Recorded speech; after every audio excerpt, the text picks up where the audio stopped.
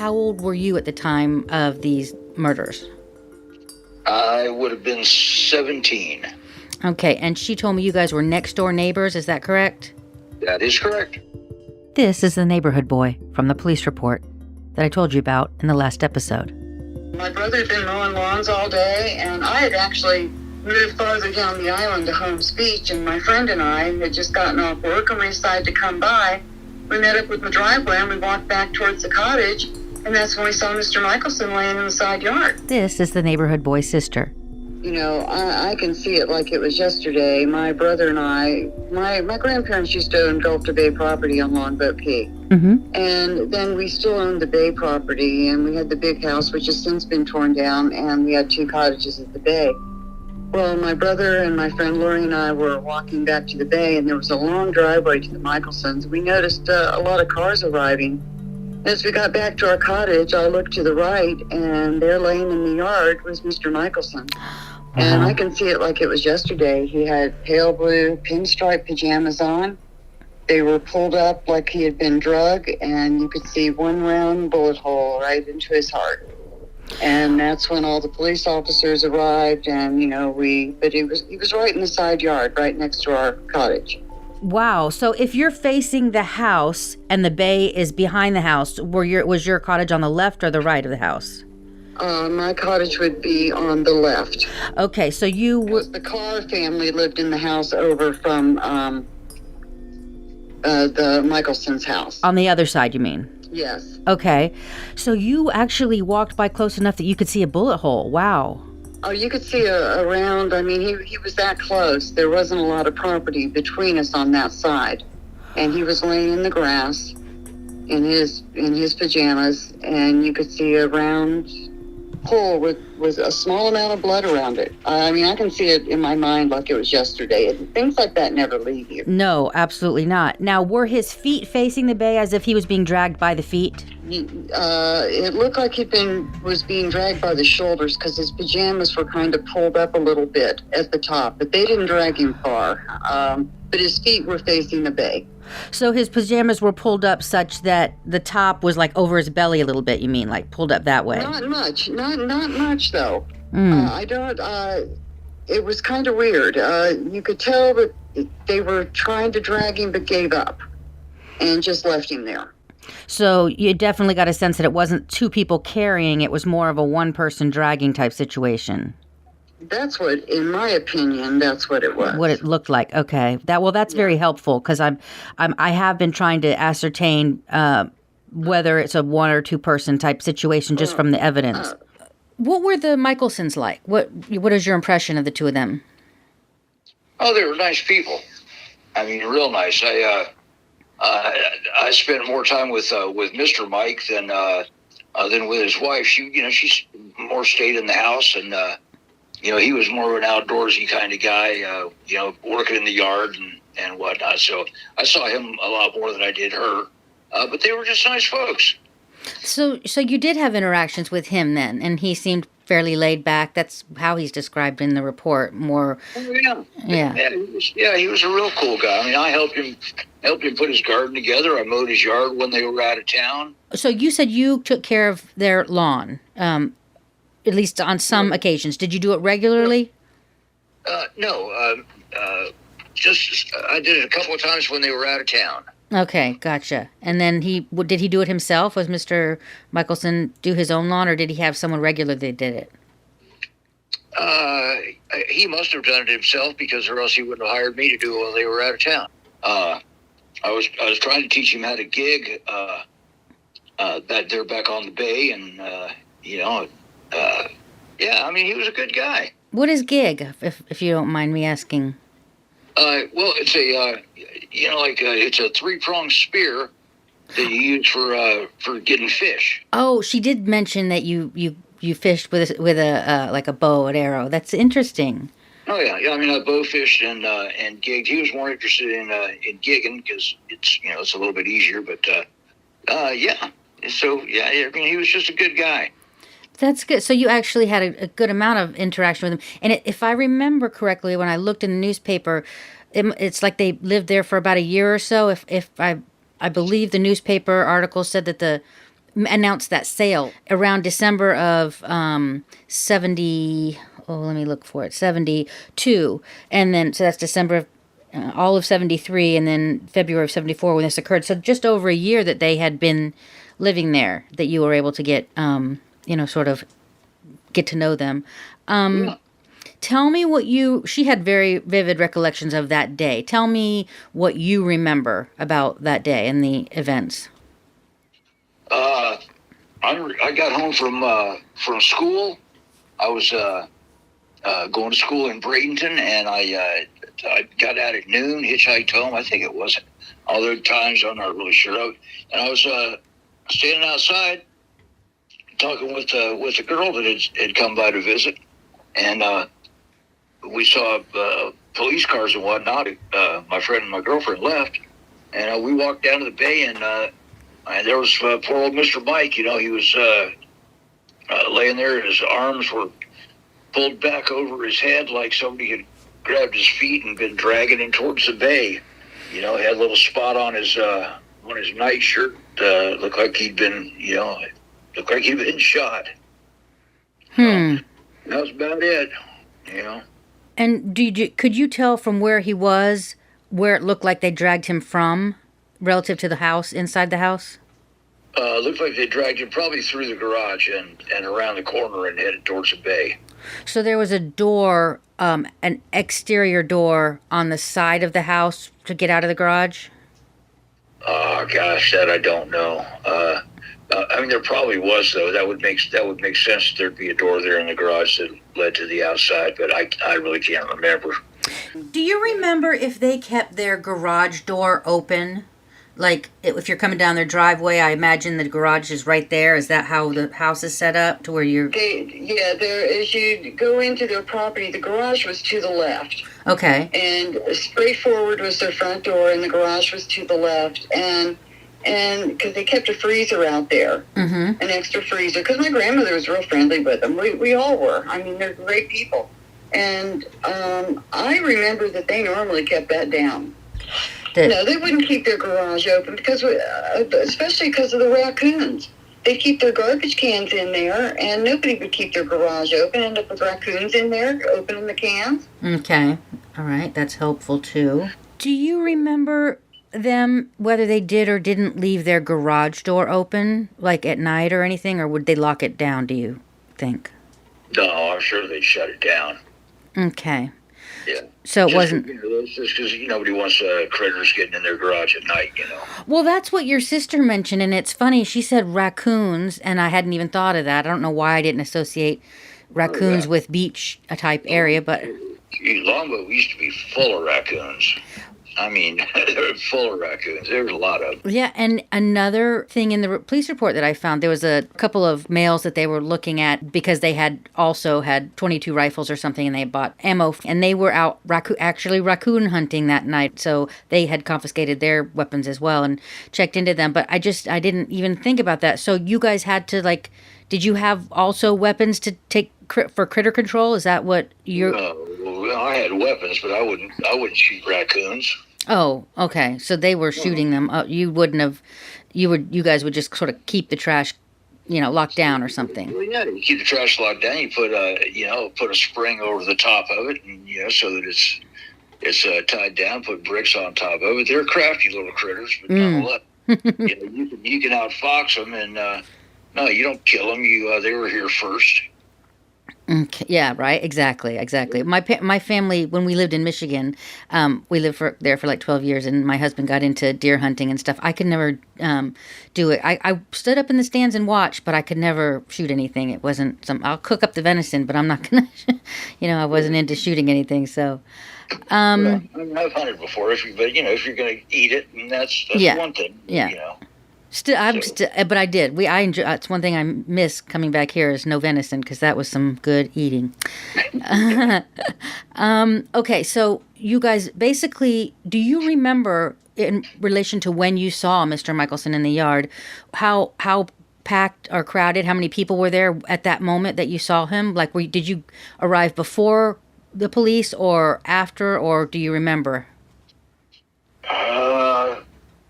Seems like it was after, because we saw the commotion heading down that way, and that's why I was going to go gigging that day. And I remember looking back at the bay. Like, see, we lived.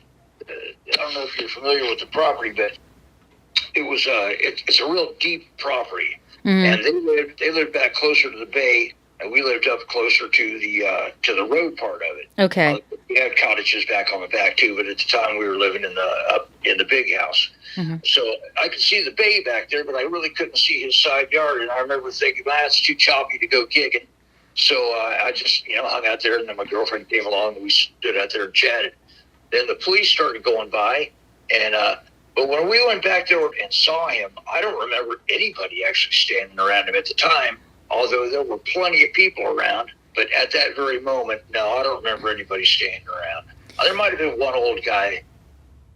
Yeah. I don't remember. It seemed... But then it was after that, it was like a circus there. Yeah, I bet. They were probably there for a while. Yeah.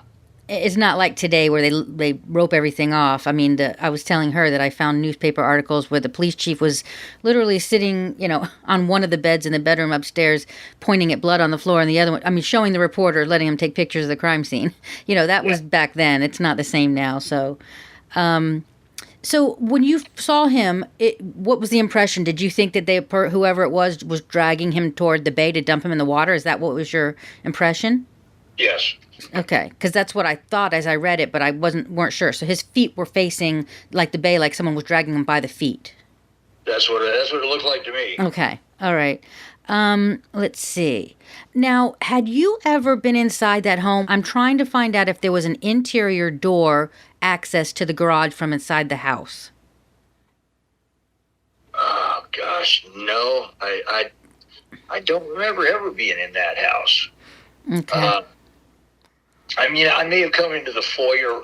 I think I have. I think I've come into the foyer before because I came in. He paid me for mowing the yard a couple of times, and seems like there was when you walked in, there was a stairway that went upstairs to your left, and I really couldn't tell you. Yeah, I mean, it seems common sense would say that there was, but...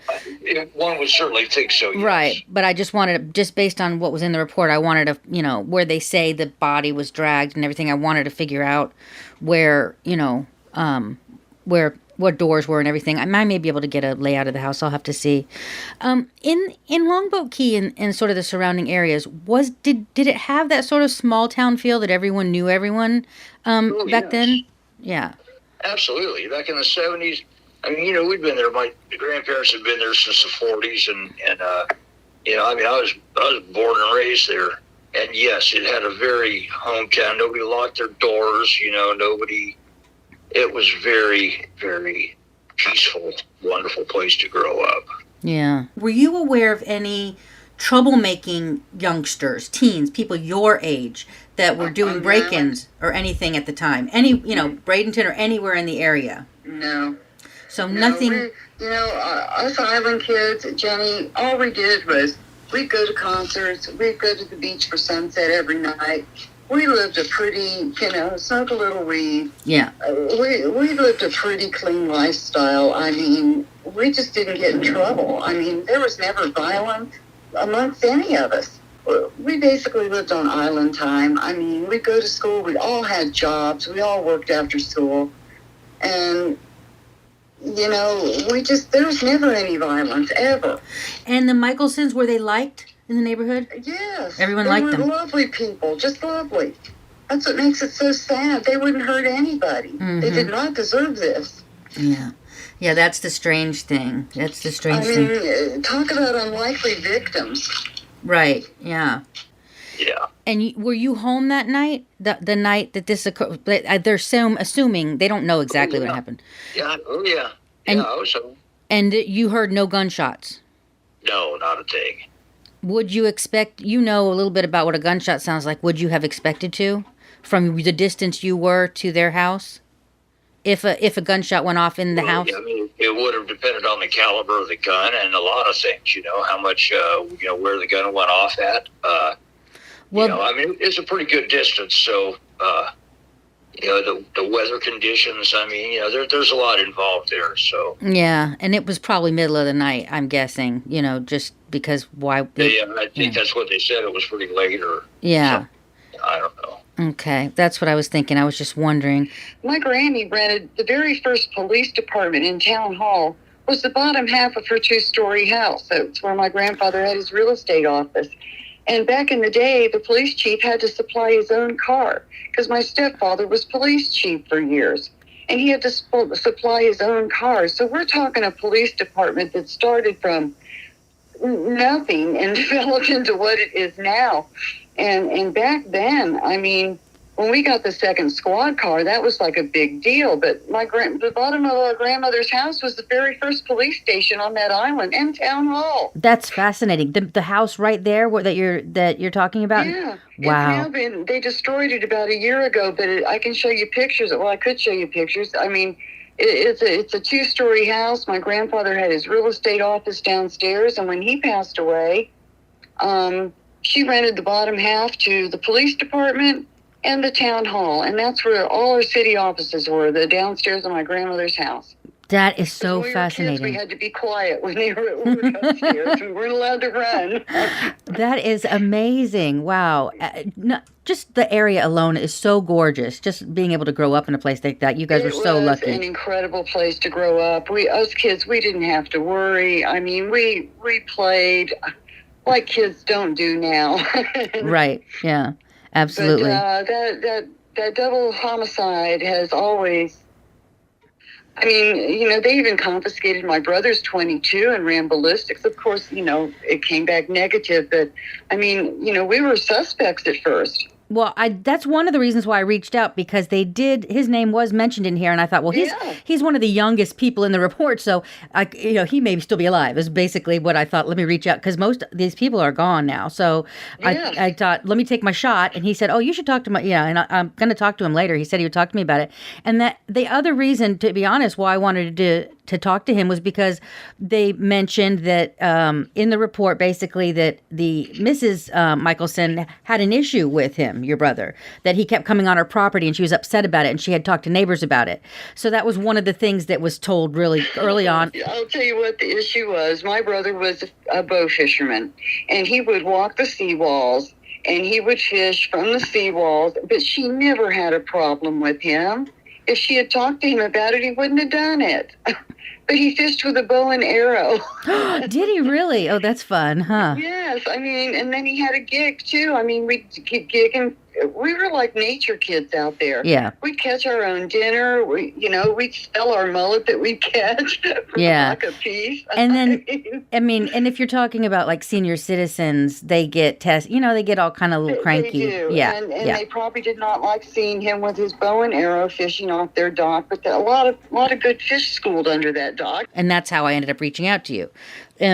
It was, she said Mrs. Michelson was very upset at you being on their property, which doesn't seem to gel with you working with Mr. Michelson, teaching him how to fish and stuff, unless she was more of a stickler and he was more laid back, Yeah, that's a good way to put it. Yeah, she had a problem because, and he said just, blow it off, but that was okay, because I was trying to teach him how to gig, and it was kind of hard to gig and not show him off the dock. I mean, I gigged off the seawall, and the dock was primed gigging too, but I think she said something about it had to do with insurance, and it all came through him anyway, about insurance and being on the property. And, he just told me, he said, hey, if she ever comes out, just kind of be yourself and, be nice to her and don't worry about it. So he's the one that told you that she was upset about it? Well, yeah. Oh, I see. Okay, I was wondering. So he said, "Oh, she's upset." She may not have wanted him out there doing that. So that was her way of trying to. That may well be part of it also, because he had been through a lot, had throat cancer and all kinds of stuff. So it may have been part of it. You never know. Yeah. It does sound to me like he was the more. Because even this neighbor had said he was the laid back one and he didn't want to say anything. Because she literally said she wanted to put a no trespassing sign on the property, but he wouldn't let her. Really? Yeah, it gives you a little insight into their little dynamic there, you know. But it mentioned that, you know, you had been there and that there were other friends did you ever take friends over there? Were there like a group of you out there? I mean, I had, friends that quite often, like, they'd walk over with me while I was gigging, we're bow fishing to, see if I was getting anything or something like that. Yeah. It's not like, we ever got out there and sat on the dock or anything like that. It was always just, you walk down the seawall, you walk back, you walk out on the dock, you walk back over to my seawall, you walk over to Wilkinson's, you walk out on the dock. If you see something, you hit it with a bow or you hit it with a gig, and quite often I'd give the neighbors what I caught, because quite often, I'd have good days where I couldn't catch everything that I bow fished or gigged. Right. It sounds like he was cool with it, and she was just the type that didn't like it. Yeah. Exactly right. Yeah, that's what it sounds like. And when the lived there, did you guys still always go back there and do the same? You were not acting any differently as you did. I mean, was your behavior basically the same then? No. Those days you did not go on the dock. Granny says stay away, and we did. I gotcha. So, all right. Well, then I gigged up to the property line, and wished I could have gotten on the dock because there's some great mullet under there. But no, Granny said nope, and that's the way it went. My grandmother was a very savvy lady. She died in the 70s. This happened in the 70s. Mm-hmm. And the man who designed and built the house originally was a man by the name of.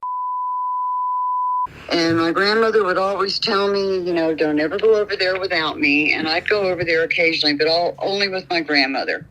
And she just said, it's someone you don't want to be around. Well, he used to make the statement all the time, no one will ever have this house but me. And I don't know why the house got sold. I was young. I don't know any of the circumstances. But he was not happy that house was sold. Okay, so your sister, when I spoke to her, and you said it was sort of open and shut, I assume you guys are in agreement that you were thinking that the previous owner of the house may have been implicated or something. What are your thoughts on that?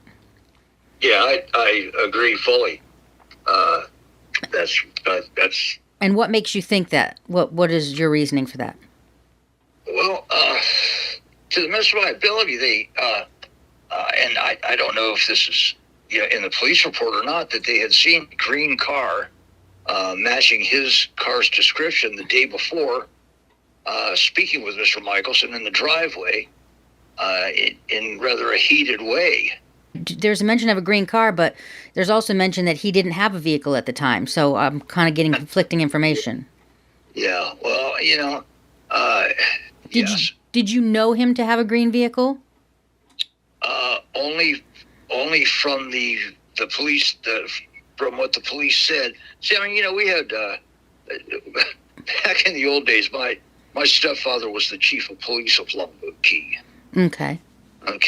And so, there were a couple of guys on the force that, that knew him. And so, I mean, I loaned one of the guys a coat because it was really cold so that he could stand out there and guard the scene or whatever, So he passed little things along to us. And he said, that they had spotted a green car. And at the time, was driving a green rental car.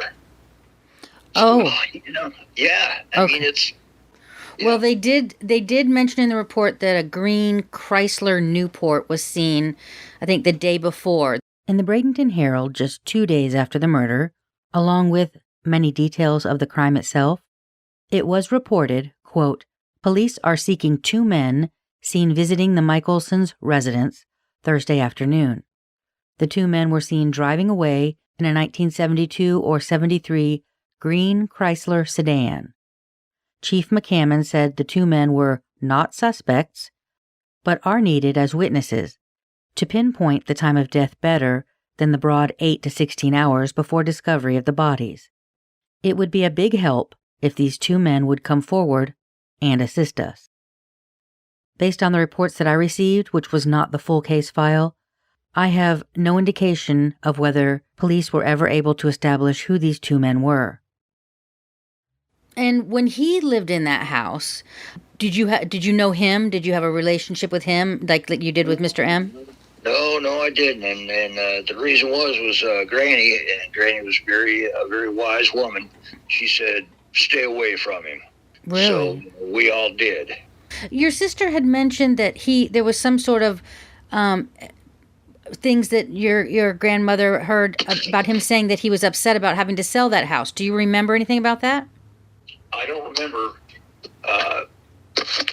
personally anything really about that, no.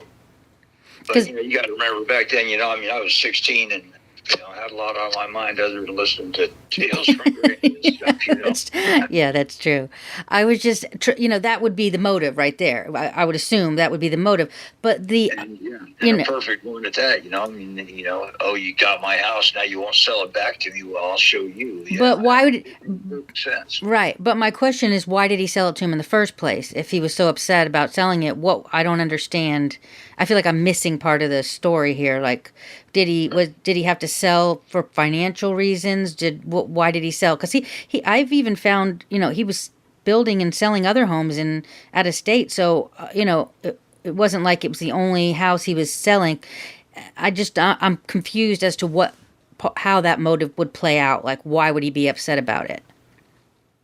That I couldn't tell you. If Granny was here, I'm sure she could, but I was never privy to that information, and probably wasn't really interested at the time anyway. Yeah, I'll have to see if I can dig in a little bit deeper and find out if there was any issues. I did find some old newspaper articles. He was very active, like he'd go to the local meetings and, when they have what are they called? Like a commission meeting. Yeah, like a city council or something like that. Exactly. Yeah, right. Yeah. He was very... That was in my grandmother's basement. Well, it wasn't her basement, but oh, really? The under part of the house was the city hall, yeah. So he seemed like he was active in the area, active in, what was going on. There was he wrote an op-ed in the newspaper about, and this is I'm talking about. He wrote an op-ed in the article about these two islands or something that Longboat Key had, I guess, control over, and the town was trying to decide whether to keep them in their natural state or to do them for, use them for another municipal purpose. And there were people that wanted to keep them, environmentalists and stuff, to keep them in their natural state, and others that it was, worth money or whatever. So he wrote an op-ed on that in the paper. So it seems like he was very interested in the area and what was going on in the area. So possibly, there was a reason. I just want to sort of dig in and find out why he would have sold a property and then be upset about it. But he's definitely mentioned in the police report, because Mrs. Goodman had said that the Sunday prior to the weekend of the death of the Michaelsons, Mrs. Michelson had come to her house and they were talking about that they were supposed to have been in the area, but they hadn't contacted them. And so they were wondering about that, because they were all friends. It sounds like the Michelsons were friends with them, the previous owner. So, it makes you wonder why everyone was discussing it. I think that's why my grandmother was convinced that had something to do with it, because of statements he'd made to her in the past. So basically his statements were about the house itself. Yes. He seemed upset that he had to sell the house. Yes, he was furious. But that had happened. No one else was going to live in that house but him. But that had happened a few years earlier. That just seems, you know what I mean? Like, they had been there for a few years. They had. So that just seems so odd, He made statements to my grandmother and other people over and over. See, Granny knew him from the get-go. They bought their property back in the early 40s and bought Gulf Duck Bay property. And when he designed and built that house, Granny always knew there was something not right with him. Mm. And he would tell anybody, no one's ever going to get my house. He was furious, and I don't know what the circumstances were that they sold the house. That I don't know. But I remember him being furious, Granny telling me he was furious about losing that house and that no one was going to live there but him. And that's why my granny was convinced that he had something to do with it. 3 days after the Michelsons' bodies were found, Chief McCammon and Investigator Coons traveled to Fort Myers to the law office of the son of the former owner of the Michelsons' home. His son was a lawyer, and it was in his office that police met and interviewed the former homeowner and his wife, as well as his son. According to the report, quote, "The questioning and answers seemed to be satisfactory at this time." This was written by Officer Coons in his report. Detective McCammon's report is a bit more detailed in that he said they were interviewing the former homeowners and their son regarding the former homeowners' whereabouts on Thursday and Friday, the 21st and 22nd. The 22nd was when the Michelsons' bodies were found. The former homeowner's alibi, according to his wife and son, was that they had all been together for dinner on the evening of the 21st, and then he went to bed around 9 p.m. and did not get back up until 10 a.m. the next morning. The report notes that he did not have a driver's license, the former homeowner, nor did he have an automobile where they were in Fort Myers. In this interview, the former homeowner was asked specifically if he was one of two occupants in an automobile described as a 1972 or 73 Chrysler Newport that was seen at the Michelsons' residence on that Thursday, the 21st. The former homeowner said he had not been there and had no knowledge of the vehicle. Chief McCammon indicated at the end of his report, quote, "Conclusions reached by Detective Coons and myself are that Mr. Redacted was in no way connected with the homicides of Mr. and Mrs. Michelson on February 22nd in the town of Longboat Key. Just a few days prior to the homicides, according to the next-door neighbor, Mrs. Michelson had come to her house asking about the former homeowner and his wife, as they had been expected in town by multiple neighbors, but he had not contacted any of them. That neighbor hadn't heard from them either, which both women found strange." There was another trip to Fort Myers on March 5th, a couple weeks later, with Officer Coons, and this time with an investigator with the state attorney's office, where law enforcement again interviewed the son of the former homeowner, after which they determined that they would have to re-question his mother, the wife of the former homeowner, on 3 points related to this case. The first point related to the time between 10 p.m. on the 21st and 8 a.m. on February 22nd, which would have been the time frame that the former homeowner said that he had been asleep. Second was a note about a claim of the wife having gone to buy a condominium on the 21st, which law enforcement believed had occurred on the 22nd. And the third point was related to, quote, "reason for going to Sarasota Bradenton Airport on February 22nd, 1974, which would have been the day that the Michelsons were found." The problem I have is that this was the last page of the report that I received from the Longboat Key Police Department. I have no way of knowing if this individual's alibi was further clarified, or whether police were not able to get any more information from the former homeowner, as it does appear that he did live out of state in North Carolina at some point. I will note that when I spoke with Longboat Key Police, I was told, quote, "they've never had a good, viable suspect in this case." Whether that's because this particular lead was not followed through to some ascertainable conclusion or not is unknown. Apparently, investigators then went down a rabbit hole that included a drug angle similar to what had occurred in the Kingfish boat ramp cases. That rabbit hole eventually led to a dead end. Do you remember what kind of questions police were asking you? Oh, God, they asked me all kinds of stuff. They asked me about the Michelsons, about Mrs. Michelson, if she and I had trouble and stuff, and I told them the same thing I told you. Yeah. They were they were funny. They just asked me the usual stuff. Where were you? What were you doing? Just the normal stuff, I guess. I really don't even remember what they asked me. So basically, just following up on the story that was the neighbor had told. It sounds like. If the neighbor had told them that, I'm sure that's what they were doing. Yeah. But as I say, there wasn't. wasn't anything that they could get out of it. Because that was just one of the first things that they heard. You know how the neighbors are just coming, they're just trying to make sense of two dead people. So they're just Exactly right. saying Yeah, I mean, anything that comes, right.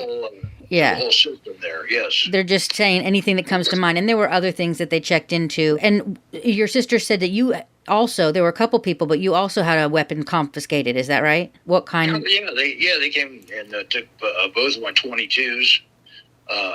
Were these? And I had a 410, but oh yeah. Was this rifle or handgun? Rifles. Okay. Yeah.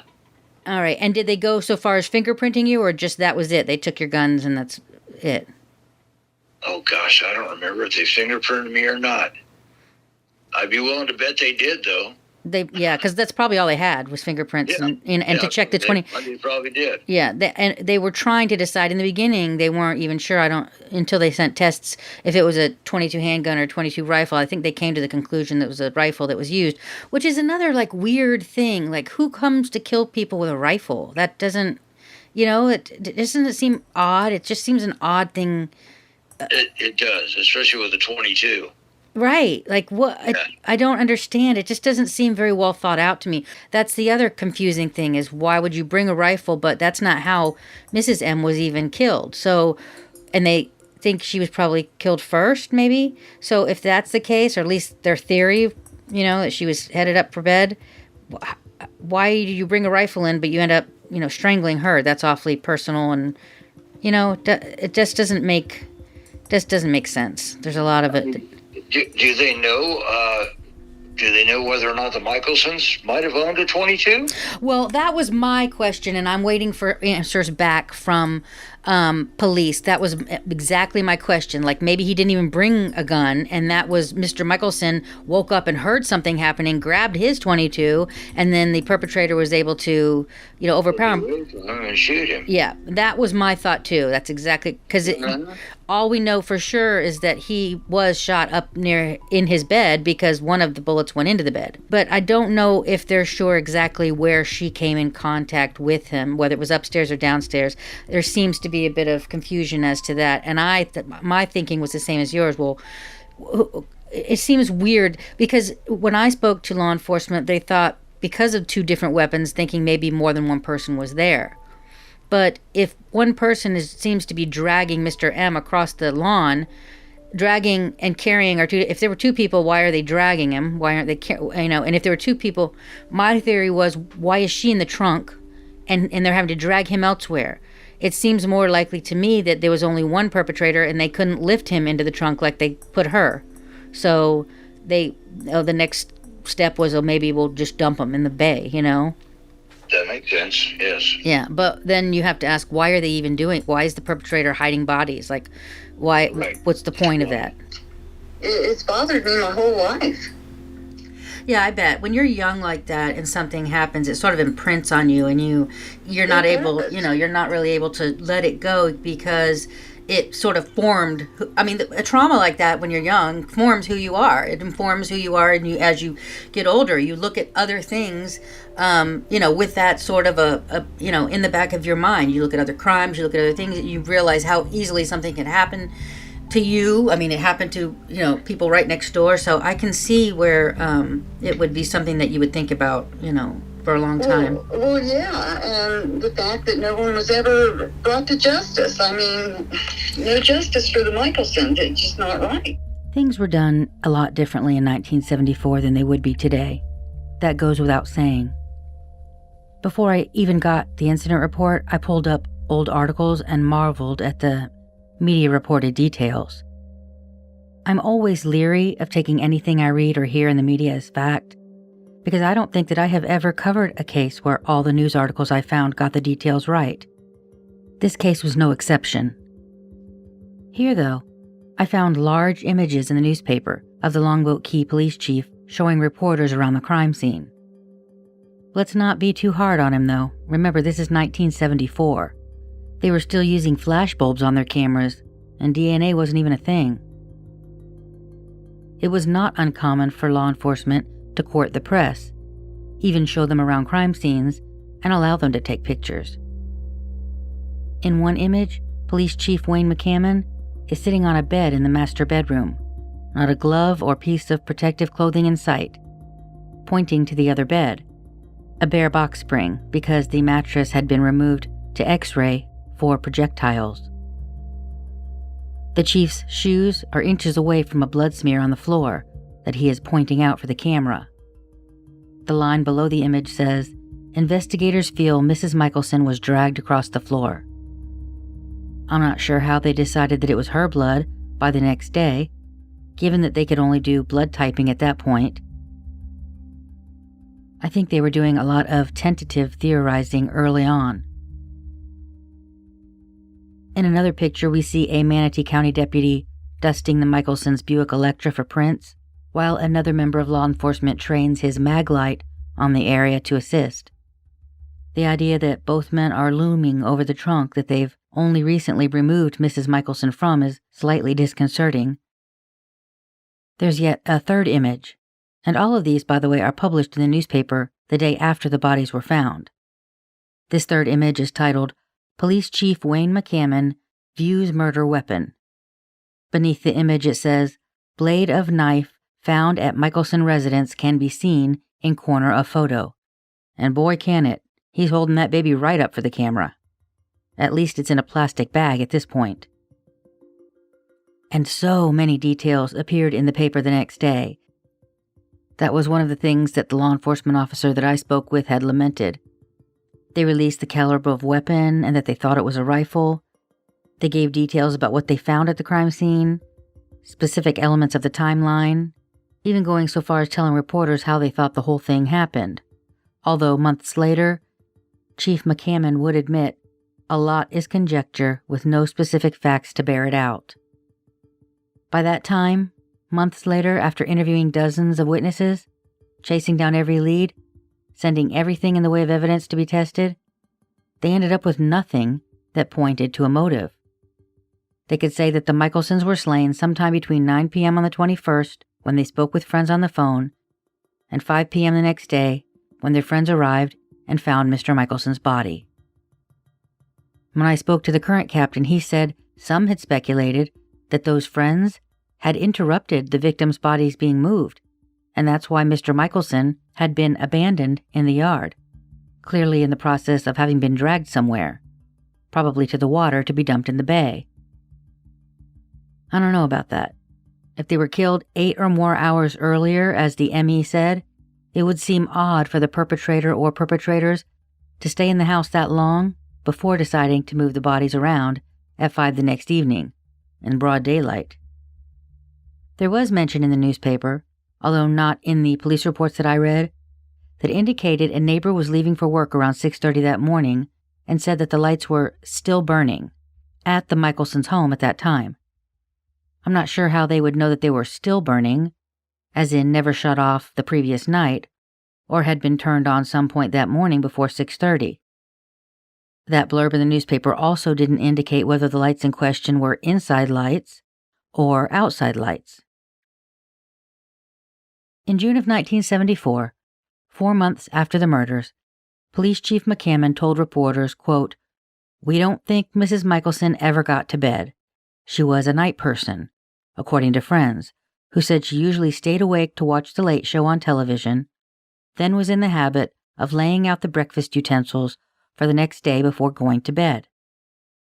But he acknowledged that there were no clues to indicate whether Mrs. Michelson was upstairs or downstairs at the time. Quote, "Not a thing is out of place anywhere in the house except the bedroom," he said. "Nothing, absolutely nothing was disturbed." The police chief said Mrs. Michelson received a small superficial chest wound, and there were no finger marks or indications that she had been strangled with an object. He said, quote, "I lean toward steady forearm pressure," suggesting she was held in a vice-like grip from behind, perhaps at knife point, but the exact scenario is anybody's guess. He elaborated on the two-perpetrator theory, saying, quote, "The area from the bedroom to the top of the stairs is covered with a rug. There are about 10 stairs to the ground floor, and those stairs are covered with thick pile white carpeting. If the Michelsons had been dragged across the rug and down the stairs, there had to be some blood left someplace, and there isn't any, except for one small stain on the side of the wall close to the steps. He said Mr. Michelson, at over 6 feet, 190 pounds, would have been hard for anyone to carry through the hall and down the stairs. So their theory was, quote, that 2 people picked him up along with the mattress cover, sheet, and blanket, used it like a sling with his body in it, and carried the body down the stairs to the front door and laid the body on the floor. Then one person dragged the body, probably by the ankles, through the garage and out to the side of the house, while the other person went back upstairs, wrapped Mrs. Michelson's body in a sheet, carried her to the garage, and carefully laid the body face down in the trunk of the family car. She was only about 90 pounds. And all of that seems reasonable, and it appears that they landed on both victims being felled upstairs and having to be brought back downstairs. I am not sure that I am personally as convinced about that sling story, though. 2 people carrying a 190-pound body up off the ground, down the stairs, is much more laborious and awkward than dragging or sliding the body down the stairs wrapped in bed linens. Surely the bad guy or bad guys are more concerned with ease over getting blood on the carpet. Why would they be trying to hold it up off the ground? What's their point? They've already left a bunch of blood on the bedroom floor that they didn't bother to clean up. I think it's at least possible that the reason there's no blood on the carpet is simply because the orientation of the mattress cover was such that the bloody areas were not making contact with the carpeted floors. It could be as simple as that. It's also possible that a single perpetrator tried to drag Mr. Michelson down the stairs in those blankets and the body got away from him and rolled all the way down. Remember, at some point, the blankets they speculate he'd been wrapped in to get downstairs were separated from him, because they weren't outside with his body when he was found. In their theory that I just read to you, they said that they used the blankets as a sling and got him down the stairs, and then for some reason laid his body on the floor. Why are they taking his body out of the blankets at that point? What would be the utility in doing that, unless he was already coming out of the blankets? We've got all that blood all over the garage, indicating that he probably wasn't wrapped up by then. Those sheets or blankets were balled up and found in the garage with part of the knife inside. The no blood on the stairs aspect, in my opinion, cannot rule out the single perpetrator theory, given what we know about how Mr. Michelson's body was oriented when it was found, which also seems to indicate that only one person appears to have dragged him across the yard outside all the way from the garage, and that was a fairly substantial drag. If there was any point in this scenario where 2 people were needed, if 2 people were present, it would have been right then, when you want to get a big man outside and down to the water and dump him without being seen. That would be done much faster with 2 people rather than 1 if there were 2 people there. I guess it's also possible there were 2 perpetrators at some point, and one of them fled the scene prior to Mr. Michelson being dragged outside. Or one of them was just too timid to drag a body across the yard outside. Now remember this quote from the report. It seemed that Mr. Michelson was dragged out of the bedroom on a sheet or mattress cover, down the stairs, out the front door, into the garage, through an aluminum door, and out a louvered doorway to the side of the building, and about 15 more feet east, where he was left, feet facing the bay, on his back. At what point were those sheets removed? If not when he was being taken down the stairs, maybe while in the garage trying to get him in the trunk. Perhaps the first plan was to put them both in the trunk, but Mr. Michelson was too heavy, so tossing him into the water outside was the next best option. At least that's what the perpetrator or perpetrators thought. Maybe it was at that point that the sheets and coverings around Mr. Michelson began to come unraveled, if they hadn't already, and the perpetrator discarded them. Detective Coons theorized this, quote, "The only possible reason for putting her in the trunk and him outside is maybe they planned to remove her body to make it seem as if she had killed him and then run away. While police searched for her, the killers would have had more time to escape." I just don't see a scenario here that suggests to me that the perpetrators were formulating a plan that intricate, this whole idea of staging a murder-suicide for getaway time. But let's say they did. What type of offender is doing something like this? Trying to make the crime look like the wife killed the husband. Wouldn't that kind of plan be more likely formulated by someone known to the victims, rather than a random burglar or offender? Generally, burglars aren't worried about bodies being found afterward. They're worried about getting what they can get and getting out. That's because they have no ties to the victims. To me, moving Mr. Michelson's body from downstairs at all suggests that they always meant to move them both. Where they were moving them to is what appears to have been changed and interrupted. I tend to think something spooked the perpetrator or perpetrators, causing them to abort whatever objective that they'd had for Mr. Michelson's body. Maybe a passing car. Maybe a neighbor outside. We know that one neighbor said that he was passing by around 6:30 in the morning. Perhaps it was that neighbor passing by that spooked them. Otherwise, they could still have taken the vehicle with Mrs. Michelson in it. So it does seem as though whatever the plan was, if there was a plan, the moment that Mr. Michelson's body was abandoned was when the perpetrators got out of there for fear of being caught.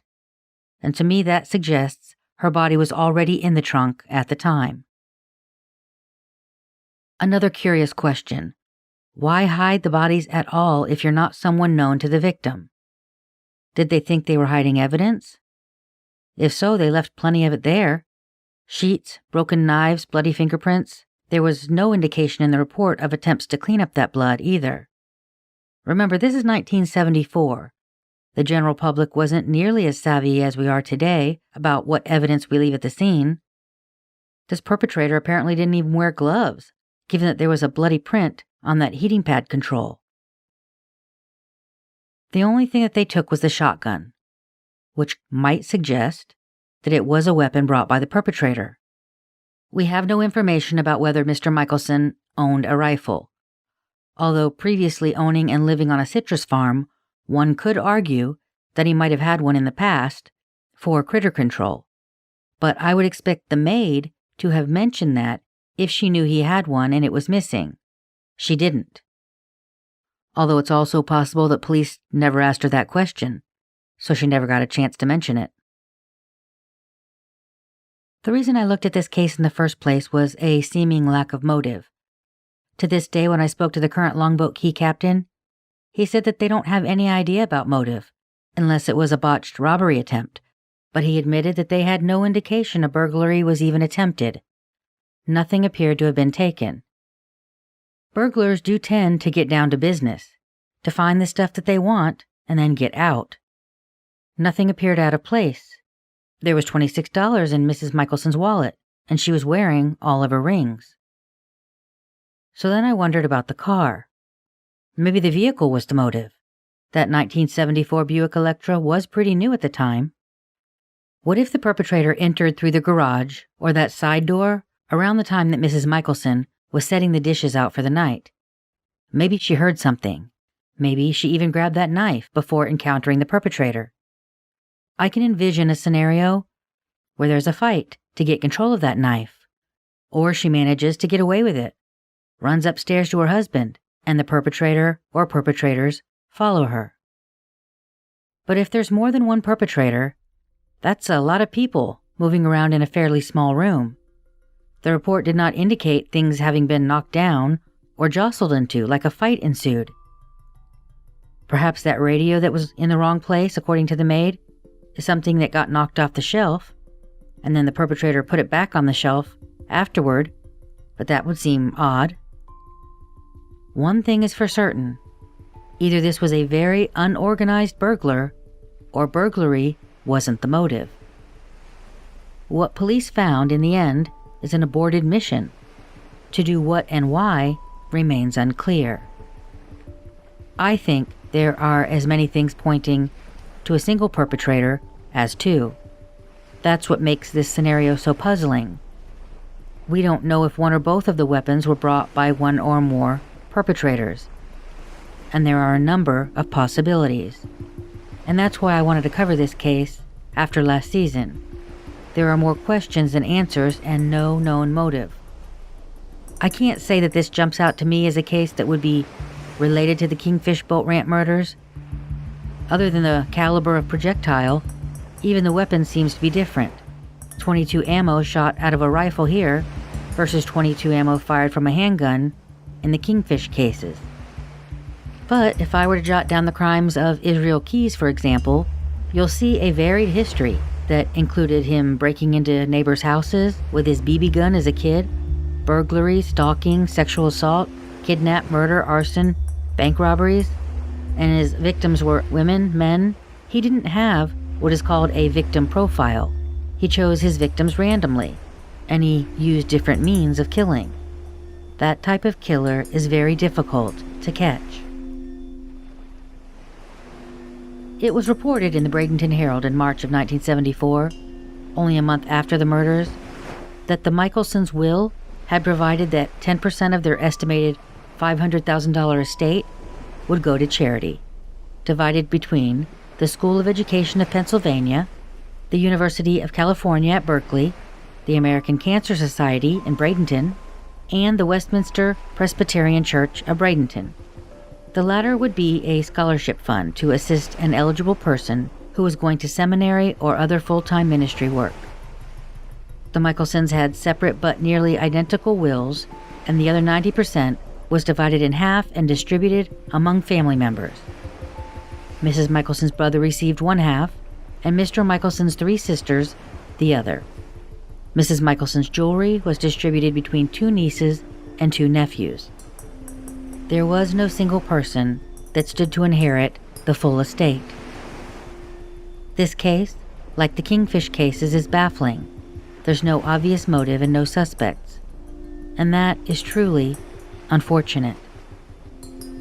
If you have any information about the murders of Norman and Isabel Michelson in Longboat Key, Florida on February 21, 1974, please contact the Longboat Key Police Department at 941-316-1977.